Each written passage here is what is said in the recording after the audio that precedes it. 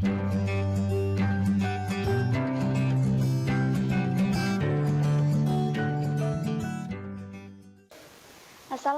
warahmatullahi wabarakatuh. Hai adik-adik yang di rumah, bertemu lagi dengan kakak Rifa Arfa Unisa. Nah, sekarang kakak akan membahas materi pelajaran kelas 10. Nah, bab 3, yaitu mengenai mempertahankan kejujuran sebagai cermin kepribadian. Lanjut. Nah, cermin kepribadian jujur. Yang pertama yaitu pengertian jujur. Apa sih yang dinamakan pengertian jujur? Nah, jujur secara bahasa Arab yaitu asidku atau sidik, yang artinya benar, nyata atau berkata benar. Jadi kita tuh selalu berkata benar. Nah, itu yang dinamakan dengan jujur secara bahasa. Nah, lawan kata dari kata jujur yaitu al-kizbu, artinya yaitu dusta atau selalu berkata bohong.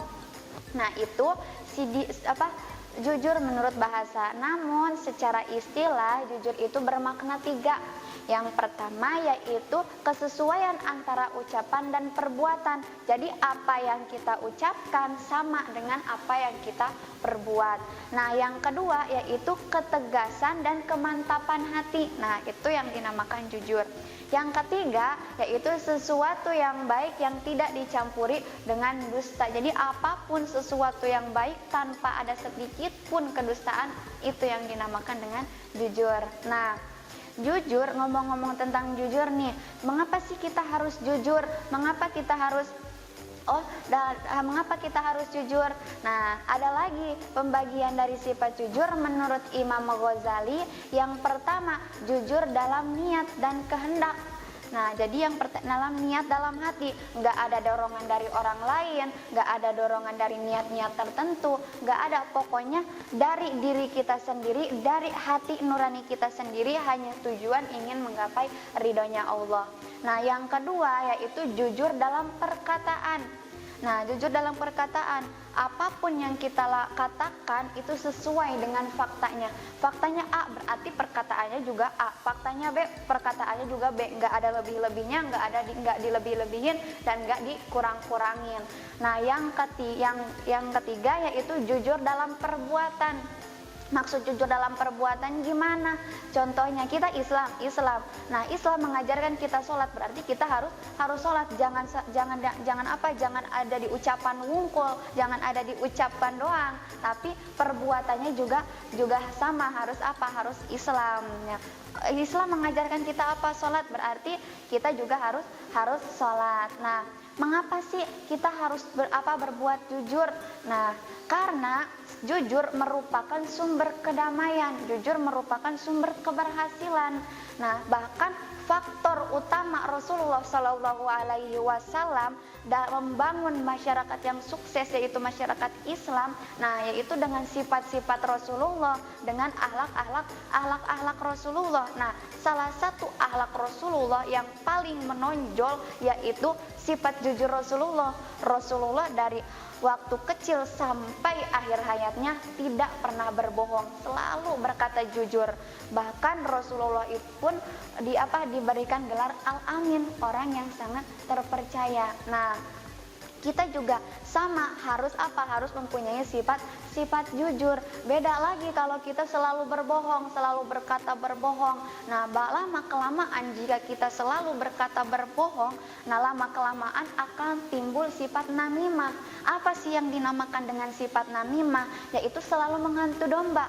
Nah, ada si A dan ada si B dan ada si C. Ketika si A ingin berbicara ke si B melewati si C, nah si C memberikan informasi ke si B, tapi tidak sesuai dengan informasi dari si A. Nah, dilebih-lebihin lah, dikurang-kurangin lah. Nah, lama kelamaan akan timbul perpecahan. Nah, makanya alasan mengapa kita harus berkata jujur. Nah, berkata jujur. Nah, di sini kan ibu ingin menerangkan yaitu mempertahankan jujur.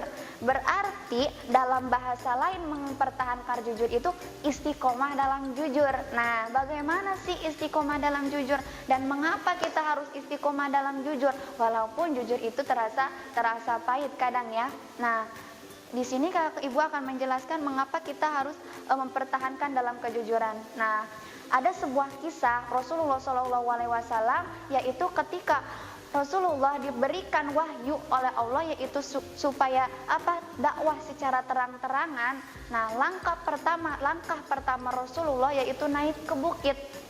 Nah, ketika naik ke bukit, Rasulullah di situ memanggil seluruh kaumnya. Wahai kaum Quraisy, marilah kalian berkumpul. Di sini aku akan memberikan berita kepada kalian. Nah, kaum Quraisy pun langsung bergegas berkumpul. Ketika sudah berkumpul dengan jumlah yang sangat banyak, nah di situ Rasulullah memberikan pertanyaan. Wahai saudara-saudaraku, jika di belakang bukit ini terdapat musuh-musuh yang sudah siap siaga menyerang kalian, apakah kalian percaya kepadaku? Nah, kaum Quraisy pun langsung berbicara dengan penuh keyakinan tanpa ada keraguan. Mereka berbicara, saya percaya wahai Muhammad. Nah, Rasulullah pun balik bertanya, mengapa kalian percaya kepadaku tanpa membuktikannya terlebih dahulu? Kaum Quraisy pun langsung menjawab, engkau sama sekali tidak pernah berbohong. Wahai Al-Amin, engkau salah seorang yang paling jujur yang pernah kami kenal. Nah, dari kisah di atas bisa kita ambil hikmahnya bahwa ketika kita selalu berbuat jujur, baik itu lisan perbuatan atau hati, walaupun kita baru saja mengucap kata-kata tersebut tanpa ada bukti, maka orang lain pun akan percaya kepada kita. Nah, itu mengapa alasannya kita harus istiqomah dalam jujur. Nah, di sini ada ayat-ayat yang menganjurkan kita untuk memerintahkan jujur. Yang pertama yaitu Quran surah Al-Maidah ayat 8. Nah, yang kedua Quran surah At-Taubah ayat 119. Lanjut, yang pertama yaitu Quran surah Al-Maidah ayat 8. A'udzubillahi minasyaitonirrajim. Bismillahirrahmanirrahim. Ya ayyuhalladzina amanu kunu qawwamina lillahi syuhada'a bil qisti wa la yajri minkum say'an qaumin ala alla ta'dilu huwa aqrabu littaqwa wattaqullaha innallaha khabirum bima ta'malun. Nah, Shadaqallahul azim, wallahu a'lam bimuradi. Nah, artinya, wahai orang-orang yang beriman, jadilah kamu sebagai penegak keadilan karena Allah ketika menjadi saksi dengan adil. Dan janganlah kepadamu terhadap suatu kaum mendorong kamu untuk tidak adil. Berlaku adillah karena Allah adil itu lebih dekat kepada Allah, kepada takwa. Nah, ayat di atas, kandungan ayat di atas yaitu menegakkan kepada kita selaku umat yang beriman, umat Islam, kita harus bisa menegakkan dalam kebenaran. Dalam kebenaran, kita menegakkan kebenaran hanya karena Allah, dilandasi dengan rasa ikhlas oleh Allah karena Allah Subhanahu wa taala. Nah, ayat di atas mengajari kita untuk bersikap adil. Nah, bagaimana yang disebut adil? Disebut adil dalam materi contoh ketika kita mempunyai anak yang umur SD, SMP, dan SMA. Apakah yang disebut adil itu ketika kita membagikan seraya sama rata, itu 5.000 semuanya atau gimana? Nah, itu tidak disebut adil. Tapi yang disebut adil itu yaitu yang disebut adil itu ketika kita memberikan sesuai dengan kebutuhannya. Namun adil di sini yaitu adil dalam persaksian. Maksudnya gimana? Yaitu menerangkan apa yang sebenarnya, walaupun yang sebenarnya itu kita yang dirugikan, kerabat-kerabat kita yang dirugikan. Nah, walaupun itu sebenarnya, cobalah kita terangkan. Nah, itu kandungan ayat dari surah Al-Maidah. Lanjut. Nah, yang kedua yaitu surah At-Taubah ayat 119. A'udzu billahi minasyaitonir rajim. Bismillahirrahmanirrahim. Ya ayyuhalladzina amanuttaqullaha wa kunu ma'as shadiqin. Shadaqallahul azim wallahu a'lam bimuradi. Nah, wahai orang-orang yang beriman, bertakwalah kepada Allah dan bersamalah kamu dengan orang-orang yang benar. Nah, kandungan dari surat At-Taubah ini yaitu menganjurkan kepada kita untuk selaku orang-orang yang beriman, yaitu untuk bertakwa kepada Allah. Bagaimana maksud bertakwa kepada Allah? Yaitu selalu memenuhi perintah Allah. Allah memerintahi kita sholat, berarti kita harus sholat. Terus Allah melarang kita untuk zina, berarti kita juga harus terhindar dari zina. Nah, di samping kita bertakwa kepada Allah, di situ juga kita senantiasa bergaul dengan orang-orang yang benar, orang yang jujur. Jangan sampai kita bergaul dengan orang-orang yang munafik, hanya benar dalam perkataannya, tidak dalam perbuatannya, hanya mengumbar-umbar saja sumpah-sumpah palsu dan kata-kata tidak sesuai dengan buktinya. Nah, itu surat Al-Qur'an yang menganjurkan kita untuk jujur. Nah, yang keempat yaitu hadis tentang perintah berlaku jujur. Nah, hadis perintah berlaku jujur, an Abdillah bin Mas'ud radhiyallahu anhu qala Rasulullah sallallahu alaihi wasallam, alaikum bisidqi fa inna sidqa yahdi ilal birri wa innal birra yahdi ilal jannah wa ma yazlul rajulu yasduku wa yataharri sidqa hatta yuktaba indallahi siddiqan wa innakum wal kadhiba fa innal kadhiba yahdi ilal fajri wa innal fajri yahdi ilan nar wa ma yazalur rajulu yukadzibu yatahazzal kadhiba yataharral kadhiba hatta yaktabu indallahil kadzaba, rawahu Muslim. Nah, hadis di atas menerangkan kita untuk berlaku sifat jujur, karena kejujuran itu membawa kita ke surga. Beda lagi dengan beda lagi ketika kita selalu mengucapkan dengan kebohongan. Lama-lama kelamaan akan timbul sifat namimah, yaitu mengadu domba, dan lama kelamaan sedangkan sifat bohong itu akan memasukkan kita ke dalam neraka. Lanjut. Nah, menerapkan pribadi mulia, menerapkan pribadi jujur dalam kehidupan sehari-hari. Nah, salah satu perilaku mulia itu yaitu bersikap jujur.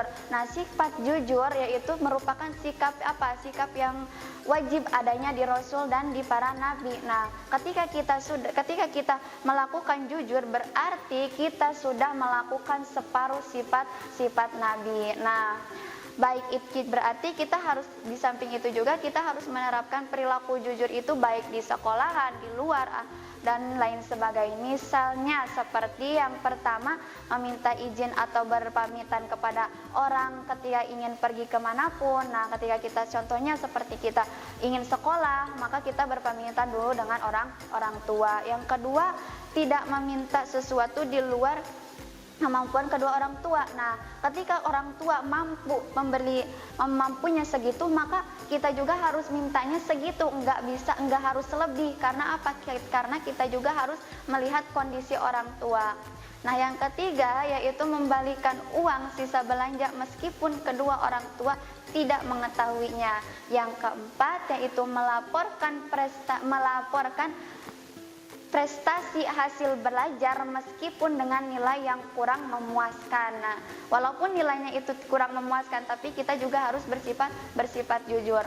Nah, yang kelima yaitu tidak memberi atau meminta jawaban kepada teman ketika sedang ulangan atau ujian sekolah. Jadi nggak boleh nyontek, walaupun kita tidak bisa, tapi isi dengan sejujur-jujurnya ya.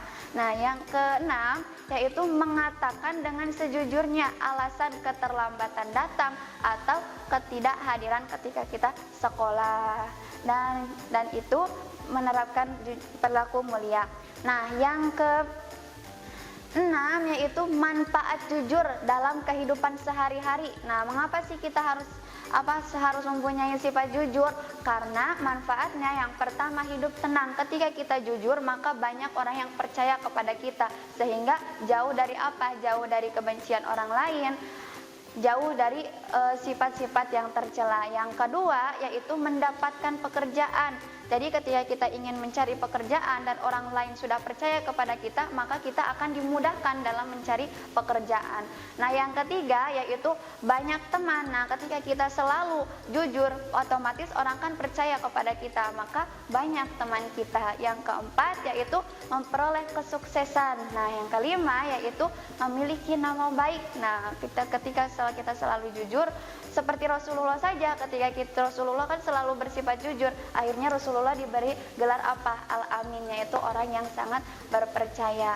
Nah, yang keenam yaitu pedoman. Jadi kalau ada sumber-sumber apa-apa yang mereka tidak tahu, otomatis nanya kepada kita. Karena kita tidak pernah jujur. Nah, itu sikap jujur yang kakak terangkan, mudah-mudahan ada manfaatnya. Sekian dari kakak, sekian dari ibu, wassalamualaikum warahmatullahi wabarakatuh. Kunjungi sosial media lainnya seperti website kami di pkbmalfatah.com, Facebook PKB Malfatah Mananjaya, Instagram PKB Malfatah Official. Dan terima kasih telah klik video ini. Jangan lupa like, comment, share, dan subscribe untuk menunjukkan dukungan kamu terhadap channel ini. Enjoy the video PKB Malfatah.